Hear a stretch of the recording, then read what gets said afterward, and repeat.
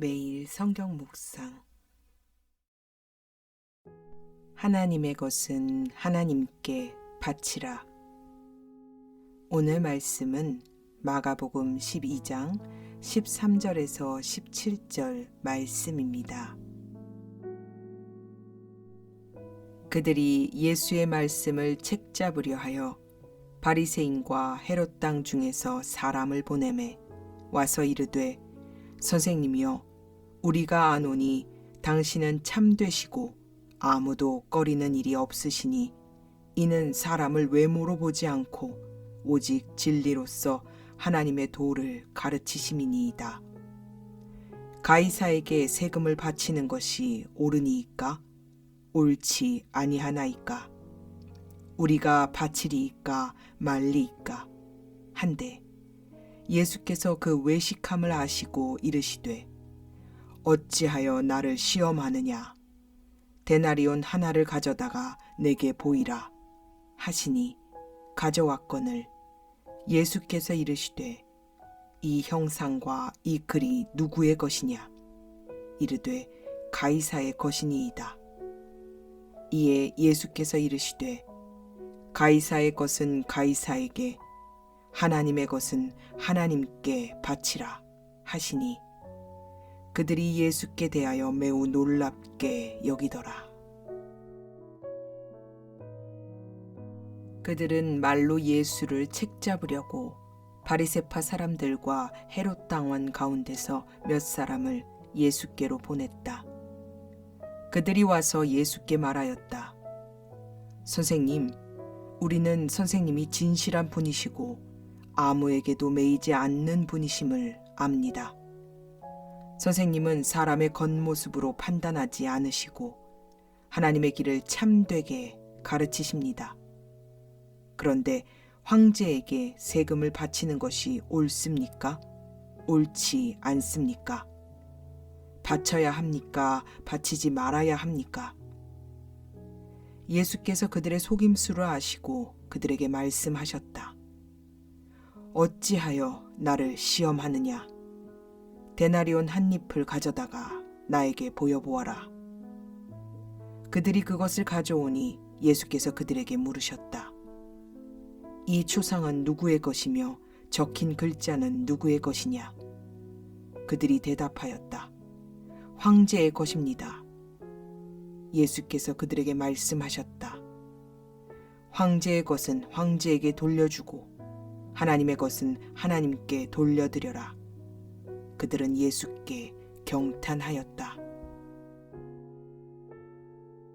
바리새인들과 헤롯 당이 예수를 곤경에 빠뜨리려고 사람을 보냅니다. 마가는 앞서 3장 6절에서 이 두 부류의 집단이 예수를 죽이기 위해 협력하는 관계임을 밝힌 바가 있습니다. 바리새인들과 헤롯 당이 손을 잡는 것은 정치적 이해관계를 따져보았을 때 흔한 일은 아니었습니다. 그러나 이들은 예수를 죽이기 위해서 하나가 되었습니다. 이들이 보낸 사람들은 예수께 와서 칭찬을 늘어놓는 듯 하면서 자신들의 본색을 드러냅니다.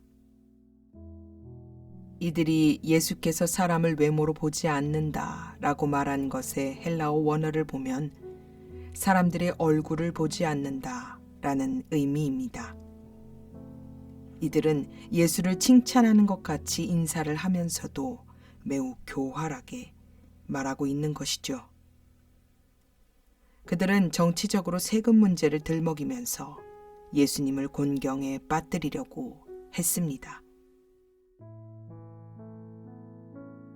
인구 한 명당 세금을 부과하는 인두세는 수리아의 총독이었던 구레뇨가 유대의 총독이 되어 다스리게 된 AD 6세기부터 인구조사를 계기로 처음 부과된 세금이었습니다. 이것은 갈릴리의 유다라는 사람이 반란을 일으킨 직접적인 원인이 되기도 했습니다. 누가복음 2장에 보면 이 인구조사와 호적 등록에 관한 일이 기록되어 있습니다. 예수님의 부모님도 이 인구조사와 호적 등록을 위해서 유대 땅 베들레헴으로 이동했으니까요. 예수님께서는 그 여행 중에 베들레헴에서 탄생하셨습니다. 아우구스투스 황제는 인구 한 명당 한 데나리온, 1년에 한 번씩 무조건 바치게 했습니다. 한 데나리온은 한 사람의 하루치 품삯이었습니다. 본문에서 세금을 뜻하는 헬라어 원어 켄소스도 이 인두세를 의미하는 것으로 보입니다. 문제는 예수께서 옳다고 말하면 로마의 세금 강제 징수로 고통을 받고 세금을 경멸하는 백성들로부터 외면당하게 될 것이기 때문이었습니다.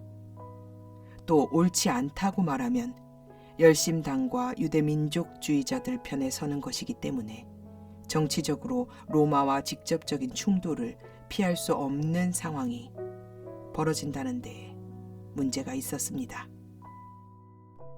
유대인에게 있어 이 세금은 매우 심각한 사안이었습니다. 특히 데나리온 주화에는 황제의 얼굴과 형상, 상징물들이 주조되어 있었기 때문에 율법의 문제에 있어서도 그들에게는 매우 민감한 문제였습니다. 이 데나리온에 새겨진 사람은 로마 황제 티베리우스로 신격화된 인간의 아들, 즉 하나님의 아들이라고 기록되어 있습니다.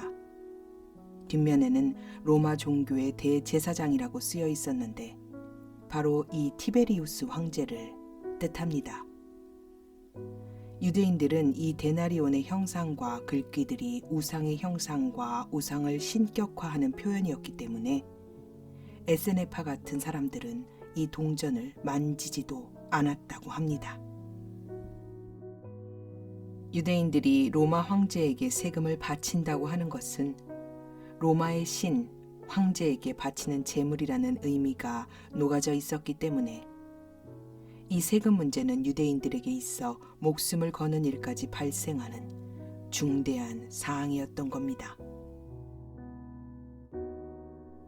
헤롯 당원들과 바리새인들의 무례하고도 교활한 질문에 예수께서는 데나리온 한 잎을 가져와 보이라고 명령하십니다. 그리고 데나리온의 형상과 글이 누구의 것이냐 라고 물으십니다. 그들이 가이사의 것입니다 라는 대답을 하자 예수께서는 가이사의 것은 가이사에게, 하나님의 것은 하나님께 바치라 라고 말씀하시므로 그들의 질문에 명쾌하게 대답하십니다. 예수께서 이렇게 대답하신 것은 우상이 그려져 있고 우상의 글귀가 가득한 이것을 우상에게 던져주는 것, 우상에게 돌려주는 것은 문제가 되지 않는다 라고 말씀하시는 겁니다.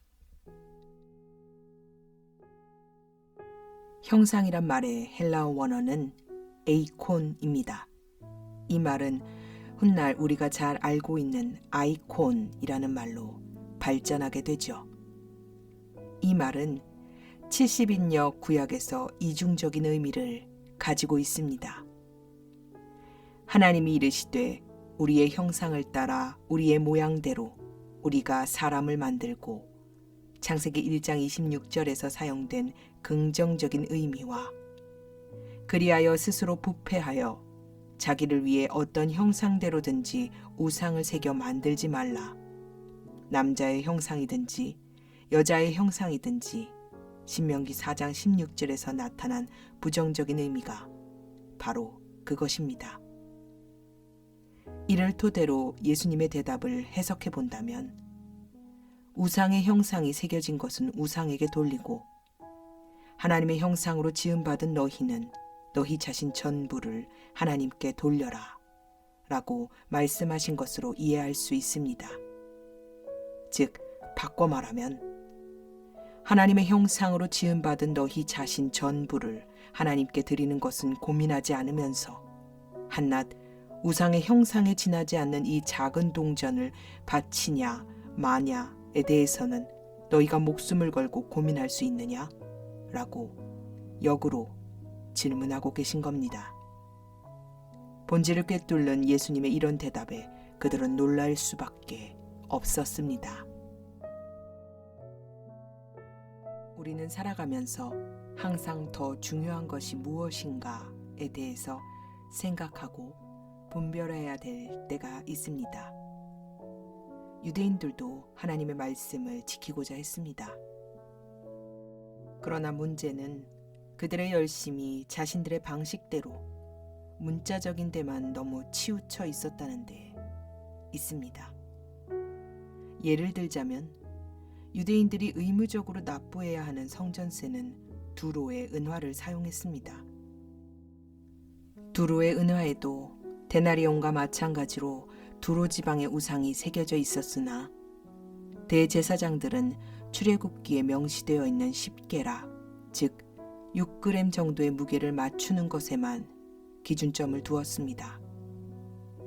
그랬기 때문에 성전의 세겔은 사용하는데 거리낌이 없었죠. 만약 진실로 데나리온 동전이 율법을, 우상 숭배의 율법에 위반된다고 여겼으면 성전의 세겔도 당연히 두로의 은화를 사용하면 안 되는 것이었습니다. 하나님이 우리에게 원하시는 것은 인격적인 관계이지 의무감으로 형식적으로 드려지는 그 어떤 행위들이 아닙니다. 우리는 항상 하나님께서 진실로 원하는 것이 무엇인가에 대해서 집중하고 고민하면서 하나님과 나와의 관계에 있어 본질적인 것에 주목해야 합니다. 우선순위는 이것으로 결정됩니다. 하나님 앞에 행해져야 하는 행위나 의무에 중심을 두게 된다면 본질은 금세 잊혀지고 말 것입니다.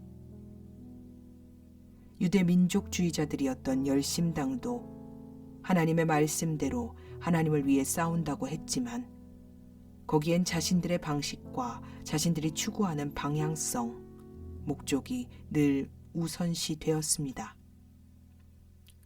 그들은 하나님 나라를 위해 목숨까지 바치겠노라 봉기를 일으키고 무장 항쟁을 했지만 진짜 그들이 하나님의 뜻을 행하는 자들이었다면 예수를 따르는 그리스도인들이 되어야 했습니다. 그러나 그들에게 있어서 가장 중요했던 것은 로마의 압제로부터의 이스라엘의 독립이었기 때문에 그들은 자신들의 열심대로 하나님을 섬겼습니다. 우리가 진정 하나님을 사랑한다면 자신만의 목적과 방향, 목표치를 내려놓고 나를 하나님께 드리는데 집중해야 합니다.